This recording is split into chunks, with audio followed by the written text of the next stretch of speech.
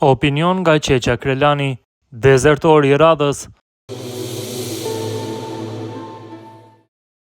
Nëse ekziston një fanellë që keq përdoret, shkryhet, shfrytëzohet derisa t'i kryejnë qefet e veta, e pastaj e gjuajnë pa pikë ndjenje për benefitet që sjell fanella tjetër, është pikërisht fanella dardane e Kosovës.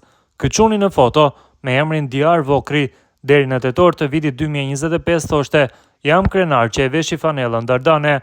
Mirë po në nëntor 2025 i ra ndërmend që është patriot dhe i flakt për fanellën kuqezi.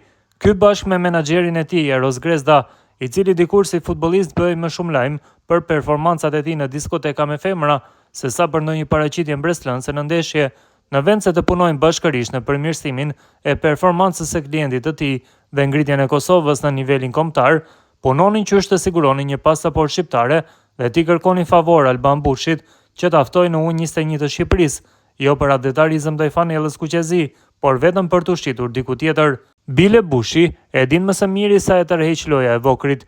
Vetë shikojeni çfarë skenarësh bëjnë sot futbollistat me menaxherët, e përdorin fanellën e Kosovës për selfie.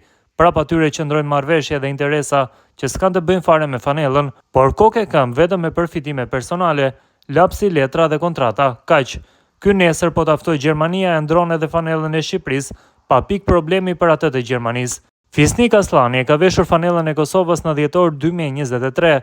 A e dini sa minuta i ka gjysej me Kosovën për 2 vite? 286 minuta, e përsëris 286 minuta, vetëm 3 ndeshje e 6 minuta për 2 vjet. Merreni me mend, lojtari që renditet në top 5 e golashënuesve më të mirë në Bundesligë, me Harry Kane e Luis Diaz, dhe që me golin e tij e fituam lojën kundër Suedis. Edhe pse ka vetëm 286 minuta loj, nuk ankohet, nuk shantazhon Kosovën, nuk i kërkon llogari Fodës pse ka kaq pak minuta, nuk thot: "Ej, a din ku luaj unë? A din kush jam unë?" Ndërsa disa sultana të Superligës si Diari, që janë më shumë rezervista në ekipet e veta në Kosovë se sa titullar, i vën kushte përfaqësueses, e shantazhojnë dhe në fund kalojnë te Shqipëria, jo pse ju ndihmë për suksesin e saj, por sepse menaxheri ju ka thënë: "Hajde birë se të shes diku jashtë, se pasaporta e Kosovës s'po ka benefite si ajo e Shqipërisë."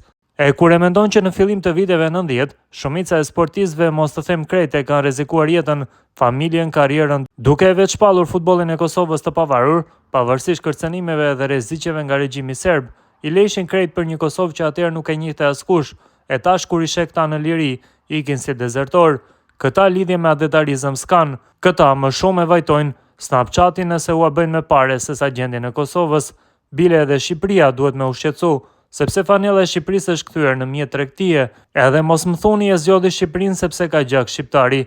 Më fal, po Kosova çfarë gjaku ka? Gjak kompoti.